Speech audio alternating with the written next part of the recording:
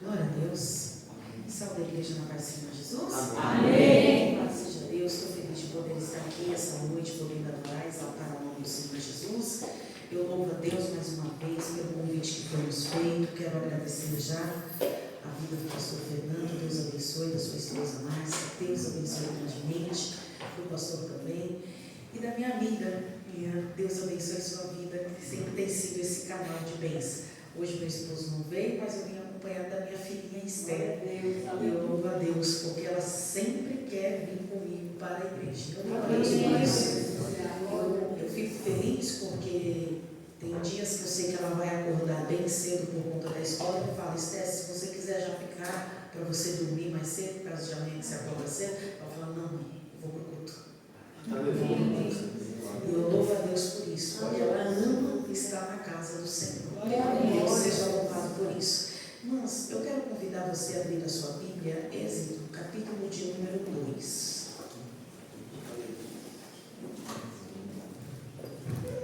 Glória a Deus. Êxodo.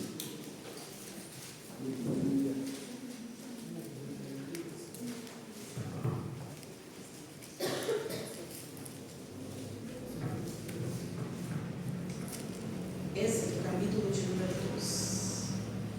Diz assim a palavra do Senhor. E foi-se um varão da casa de Levi, e casou com a filha de Levi. E a mulher concebeu e teve um filho. E vendo que ele era formoso, escondeu-o 3 meses. Não podendo, porém, escondê-lo, tomou uma arca de junco e betume, e com betume fez, e pondo nele o menino, pôs junto ao junco a borda do rio. E a irmã do menino, posto-se de longe, para saber o que lhe havia de acontecer, e a filha de Faraó desceu a lavar-se no rio. E suas donzelas passeavam pela borda do rio. E ela viu uma arca no meio de juncos, e enviou sua criada e o tomou. E abrindo, viu um menino, e eis que o menino chorava, e moveu-se de íntima compaixão, igreja, dele, e disse: dos meninos dos hebreus é este. Então disse sua irmã, a filha de Faraó: irei chamar uma ama, uma das hebreias, para que crie este menino para ti. E a filha de Faraó disse-lhe: vai. E foi-se a menina e chamou a mãe do menino. Então disse-lhe a filha de Faraó: leva este menino e crie-o, e eu te darei teu salário. E a mulher tomou o menino e o criou. E sendo o menino já grande, ela trouxe a filha de Faraó, a qual o adotou, e chamou o seu nome Moisés, e disse: porque das águas tenho tirado. Pode se sentar, glorificando o nome do Senhor. Glória a Deus. Deixa eu fazer uma pergunta para você. Quem aqui nessa noite tem a convicção de que algo que Deus já lhe disse, lhe entregou por intermédio de profecia, você tem a convicção que foi Deus que falou com você e que Ele é fiel para cumprir? Amém. Só que quando eu digo de profecia, porque eu sei que é uma conferência profética, eu digo de algo que às vezes até ao teu alcance, ao teu olhar você diz: é impossível isso acontecer. E tem profecias que a gente recebe que com o passar dos anos, até esquecer dela a gente se esquece. Principalmente se a nossa vida se estabiliza. Porque existem promessas que Deus faz na minha e na sua vida, que são profecias, promessas que movimentam toda a nossa história e toda a nossa trajetória. Existem promessas que Deus faz na nossa vida por intermédio de profecia, que muda o ambiente em que nós estamos, que muda pessoas que nós convivemos, E às vezes quando nós estamos acomodados com alguma coisa, e principalmente quando a gente consegue o equilíbrio e a estabilidade em algumas áreas da nossa vida, a gente não quer mais sair daquele local. Por mais que a gente saiba que Deus fez uma promessa e estamos debaixo de uma promessa, a gente se acomoda. E muitas vezes a gente já nem dá mais crédito àquilo que a gente ouviu lá atrás.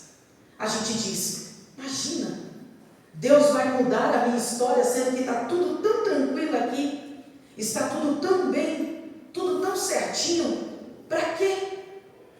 E por que eu te falo isso? Porque quando a gente lê esse texto que eu acabei de ler, em Êxodo, capítulo de número 2, ele está falando claramente a respeito da história de um homem que, para o seu tempo e para a sua ocasião, foi um dos maiores líderes.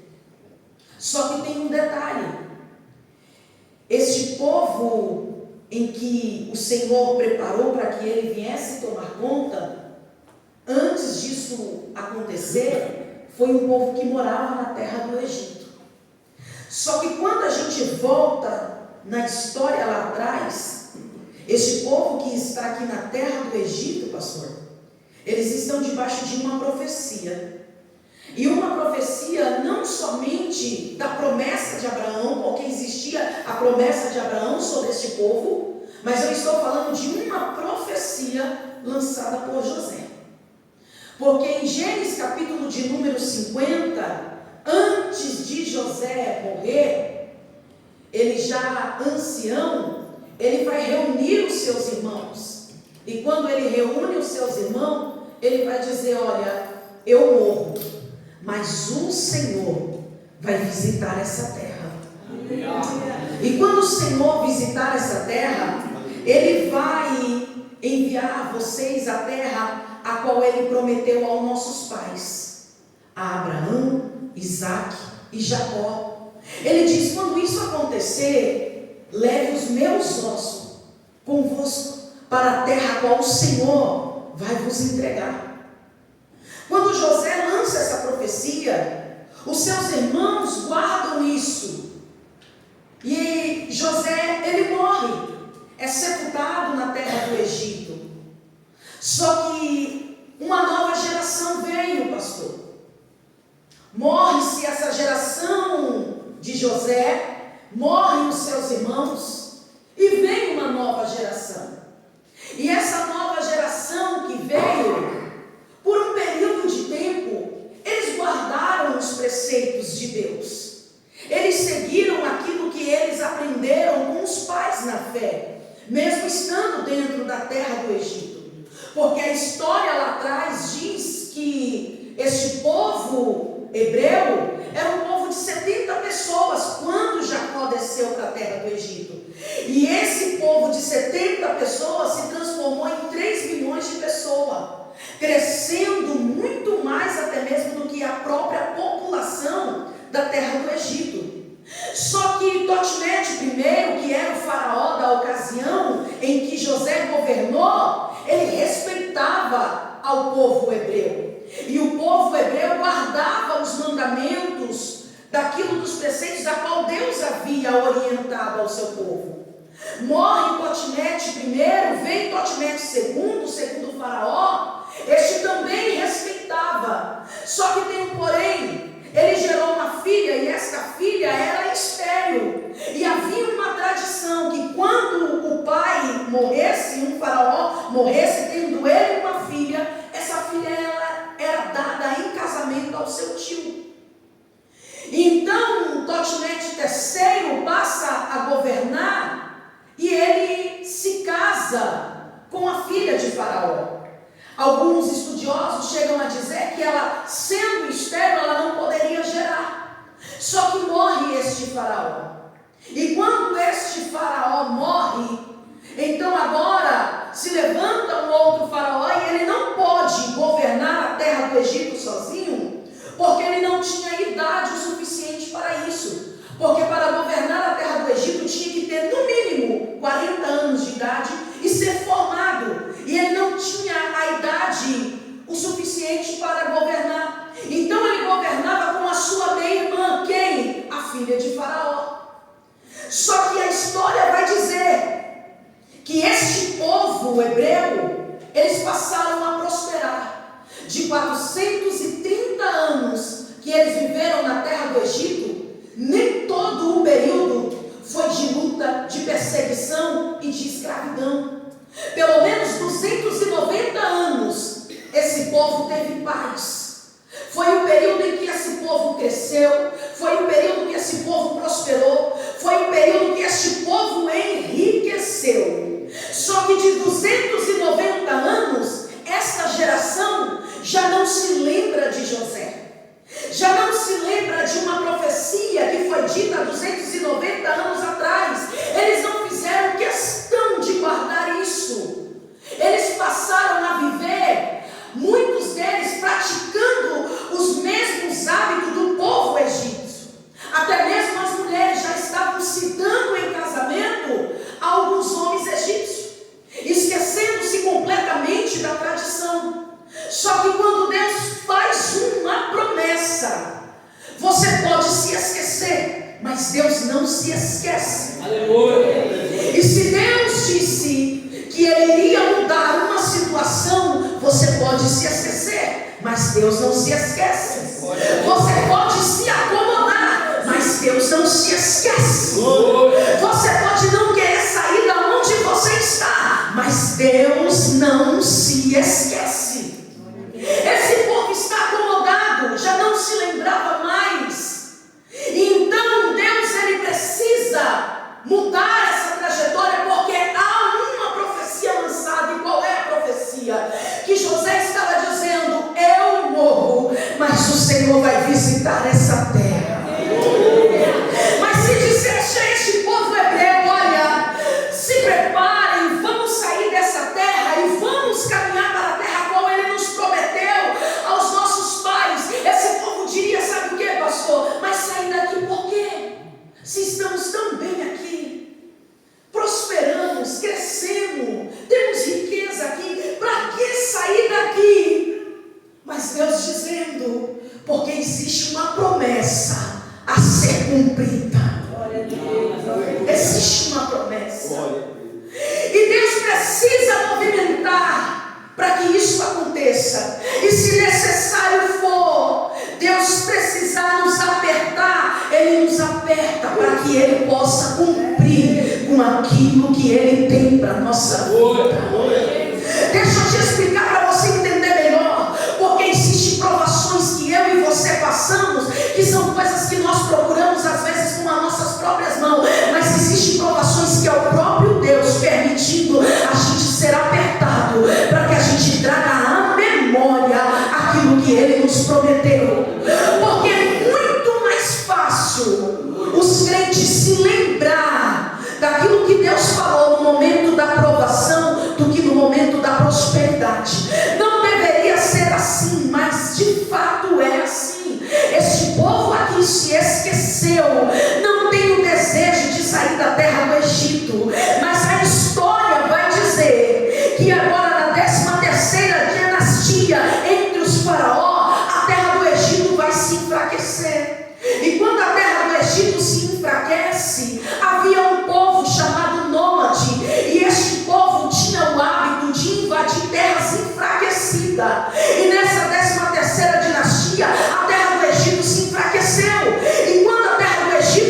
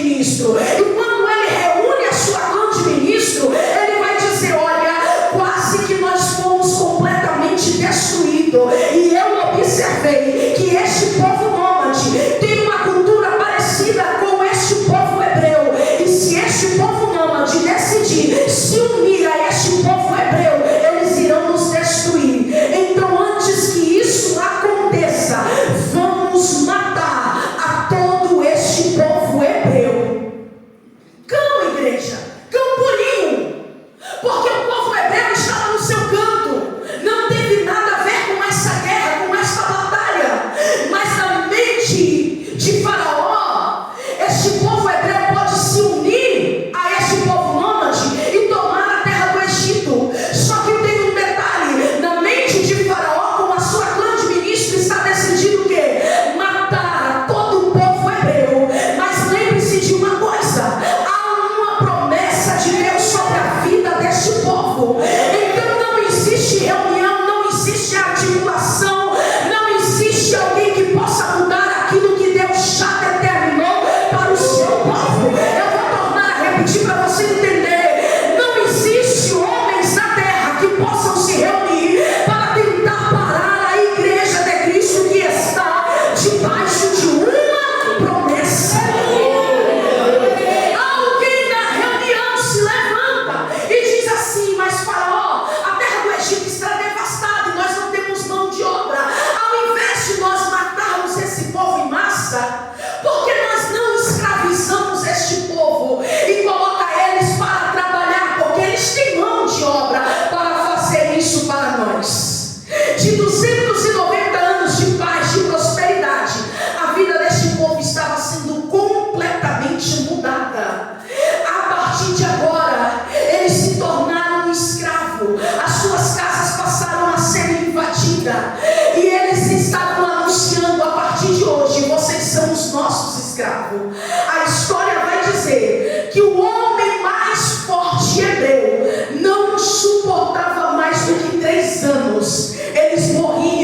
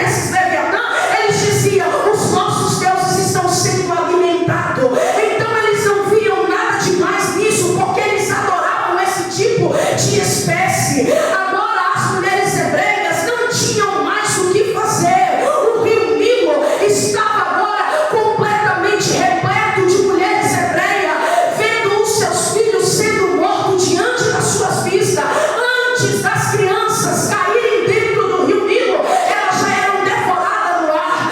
O rio Nilo estava sendo lavado pelo sangue das crianças hebreias e elas não podiam fazer nada. Os homens hebreus rasgavam as suas vestes pela dor que estavam sentindo. As mulheres arrancavam os seus cabelos sem poder impedir que esse homicídio acontecesse. Só que tem um detalhe: mesmo diante da dor, mesmo diante de uma situação como essa, a mão de Deus estava agindo, porque de um jeito se revelando que este povo não se lembrava mais da profecia lançada por José.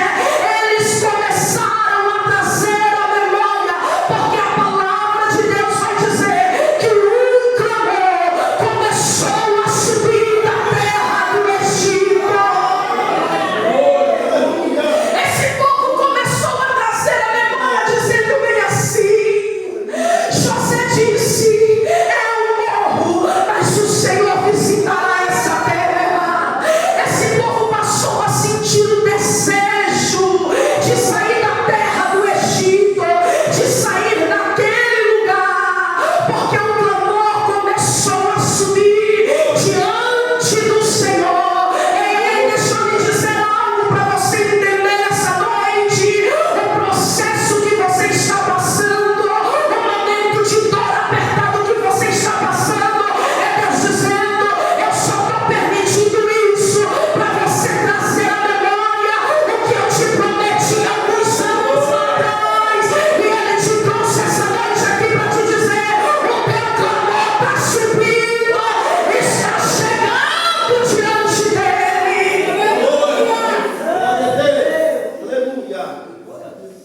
Momento de morte, momento de escassez. Os homens estão morrendo no campo de trabalho. As mulheres correm o risco de ter os seus filhos mortos antes mesmo de ele dar o primeiro choro. E se sobreviver, sabe que terá suas casas invadidas e os seus filhos serão tomados para serem lançados dentro do rio Nilo. E é numa situação como essa que a Bíblia vem nos dizendo que uma mulher da tribo de Levi, se casado com um homem da tribo de Levi, por nome de Joquebede, está gerando. Isso é momento de gerar, mas ela está grávida, pastor. Num momento como esse, de luta, de batalha, de risco de morte. E detalhe, não tinha a modernidade que tem nos dias de hoje, de saber qual era o sexo da criança. Não tinha. Só se sabia quando Deus queria revelar. E para esse momento, Deus está em silêncio. Deus não está dizendo nada. Chega o dia de dar a luz. Nasce um menino. E para a mãe, a coisa mais importante, sabe o que tem? É o nome. Porque antes de nascer, a gente já está se programando. Se for menino, vamos chamar assim. Se for menina, vamos chamar assim. E para um hebreu, nem se diz. Para ele, a coisa mais importante é o nome. Porque o nome para um hebreu relata o momento que eles estão vivendo. Só que tem um detalhe: o menino nasce e Joquebede não põe nome. Colocar nome para quê? Se vai morrer. Para que criar expectativa? Ei, Joquebede, o que tu gerou não é teu, é de Deus. Eu vou repetir para você entender que esse projeto que você tem não é coisa da tua mente, não é teu, porque tu disseste: eu nem vou sonhar muito, eu nem vou botar muita expectativa. Para quê? Sempre dá tudo tão errado. Eu estou vendo o que está acontecendo aí fora com todo mundo. Porque eu vou ser diferente? Porque Deus está dizendo: um clamor chegou diante do céu.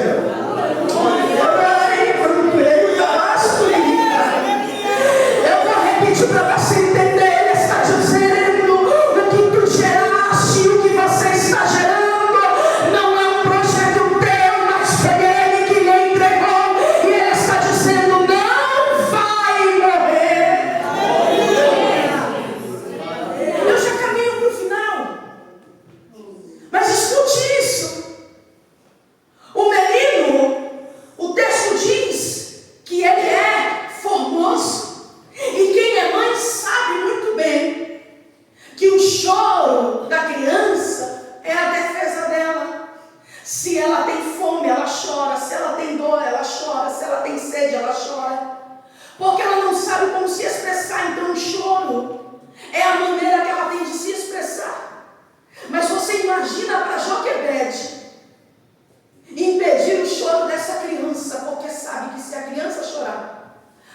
podem entrar dentro das casas e tomar essa criança. É por isso que o texto diz que ela escondeu, ocultou o menino por 3 meses, mas não tendo mais como ocultar, ela vai pegar um cesto de betume, calafetar por dentro e por fora. Ela vai colocar o menino dentro do cesto e ela vai dizer para Miriam: Miriam, se levante, Miriam, vamos pela madrugada mesmo colocar o teu irmão aonde a filha de Faraó desce para se banhar, sobre os juncos. Coloque lá e fique de longe, Miriam, fique observando. Miriam tem 12 anos de idade, mas é esperta, está ligada, está observando de longe. E você lembra do que eu disse? Que Faraó, ele não governava sozinho, mas governava com a sua meia-irmã, a filha de Totimete I. Então, se existe um decreto de morte assinado por ele também tem a assinatura dela, decretando a morte de todas as crianças hebreias. Então, detalhe, como é que Joquebede vai colocar o menino diante das vistas daquela que também decretou morte? Mas Joquebede está colocando lá, e Joquebede está voltando para casa. Fique aqui, que eu vou voltar para casa. Sabe o que eu não, às vezes não consigo compreender, mas eu entendo que Deus é maravilhoso, que ela como mãe, eu como mãe, eu gostaria de ficar observando e ver o que de fato vai acontecer. Olha o que vai acontecer com meu filho, mas Joquebede não. Joquebede vai embora para casa e diz: Miriam, você fica aqui. O texto não diz, mas eu não estou ferindo o texto. Sabe o que eu acredito? É que Joquebede está indo dizer: eu vou para casa orar. Eu vou para casa orar, porque eu sei que um clamor está subindo. Ai, deixa eu repetir para você entender.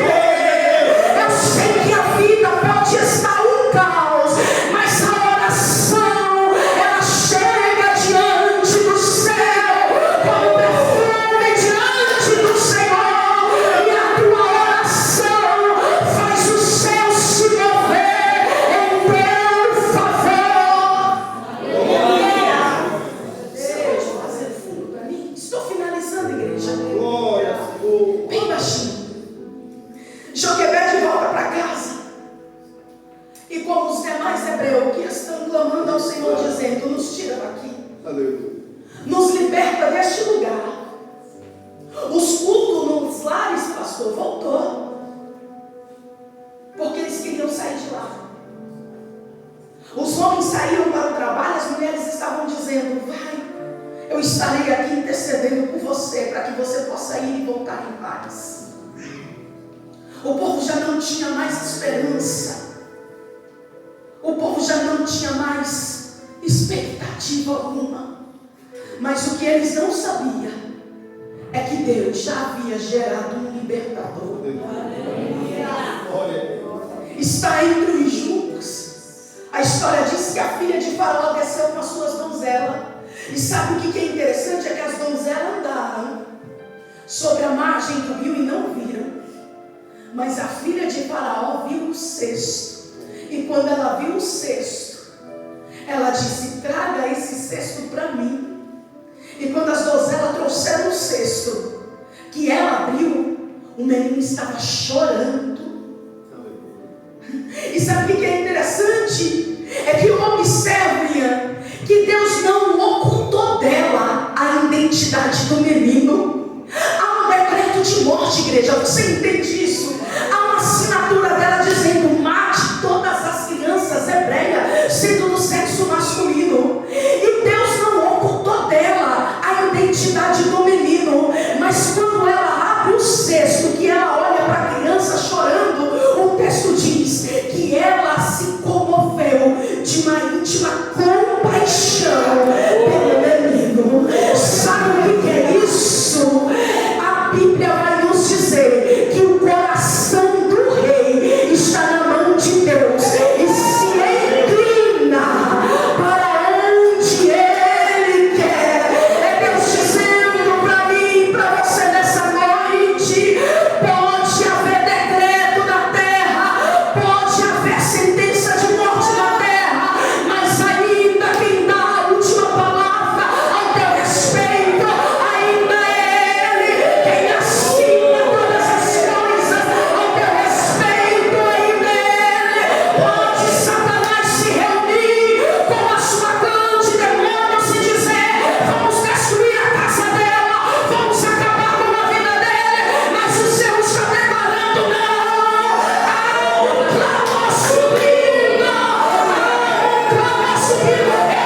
pedir para você entender. Talvez você tenha alguém dentro da tua casa que já sobrou até o ouvido dizendo: vai morrer, não tem mais jeito. Mas Deus está dizendo: a tua oração tem chegado até mim. E eu vou dizer: eu vou guardar, eu vou proteger, eu vou trazer livramento.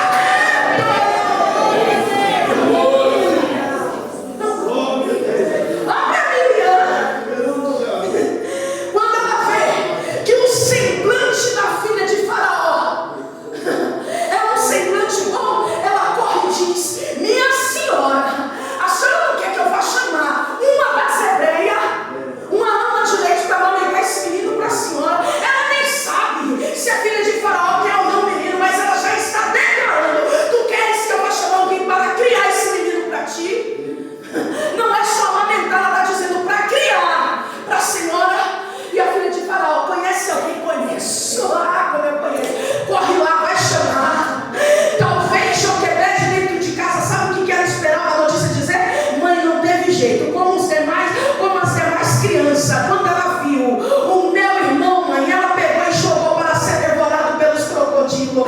Talvez a notícia que alguém esperava que você recebesse é que não teve jeito, é que foi destruída, é que acabou. Porque diante do caos, diante de uma situação adversa, que até mesmo quando a gente olha, a gente diz: olha, dessa não tem como escapar. E é assim que Deus gosta. É quando a gente dá um ponto final e diz: acabou, não tem mais jeito, não tem mais o que fazer. Aí Deus está dizendo: agora sim eu começo a trabalhar, agora sim eu começo a agir. Sabe aquilo que você já disse? Por isso eu já demoro mais, porque eu já sei que Deus não vai fazer. É o ponto final humano, mas Deus está dizendo: o ponto final é humano, mas eu só vou colocar uma vírgula dizendo: veja o meu milagre, veja o trabalhando, veja o meu agir. Nessa noite Jesus está dizendo: eu estou indo na tua casa de encontro ao rei. A bolsa talvez já havia te devorar para eu vou destruir, mas ele está dizendo: eu estou dando basta e dando vida, vida, vida. Chama, chama. Ei, mãe, enxuga essas lágrimas. Ela está me chamando, mãe, para amamentar o menino. E deixa eu lhe dizer uma coisa: aquilo que Deus já determinou ao teu respeito, Satanás não vai roubar, Satanás não vai tomar. Eu vou repetir isso para você entender, porque na mente de Joquebede, ela havia perdido seu filho, mas Deus estava dizendo: não, não, não, eu vou devolver o que é teu, e tu ainda vai receber por isso. Deus está dizendo: eu não somente vou colocar nas tuas mãos aquilo que eu já determinei que é teu, mas eu vou fazer além daquilo que tu imagina e espera.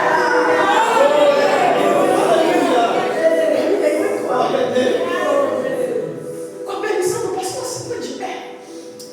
Oh, Jesus.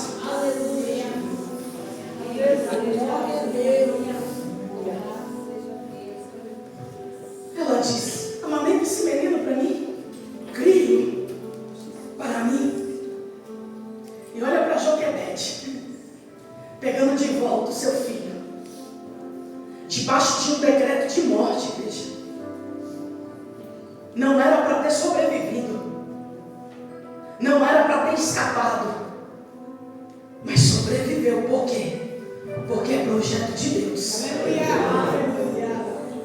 Aí tu vem num culto como esse e diz: eu não acho que Deus vai fazer na minha história. Você já parou para pensar pelas coisas que você já passou? Por situações que você já enfrentou na sua vida? Para analisar se era para você estar vivo.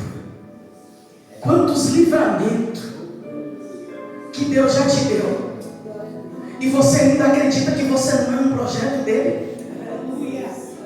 Você acredita que alguém de dentro da tua casa não é um projeto dele? Eu posso falar, eu sei quantos livramentos o Senhor já deu para os meus.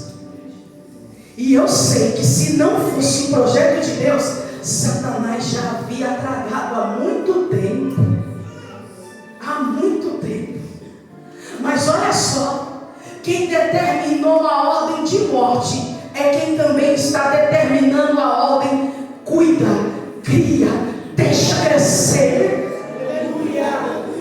Porque tem hora que a gente pensa, acabou tudo, aí da onde a gente menos espera está partindo uma ordem dizendo não, deixa crescer. Sabe o que é isso? É resposta de oração, porque Deus está dizendo, o céu está se movendo em teu favor, e Ele está dizendo, vai descer resposta de oração para a tua vida, para a tua casa. Tem livramento chegando lá dentro. Você crê nisso? Você crê na promessa que Deus fez sobre a tua vida, sobre a tua história?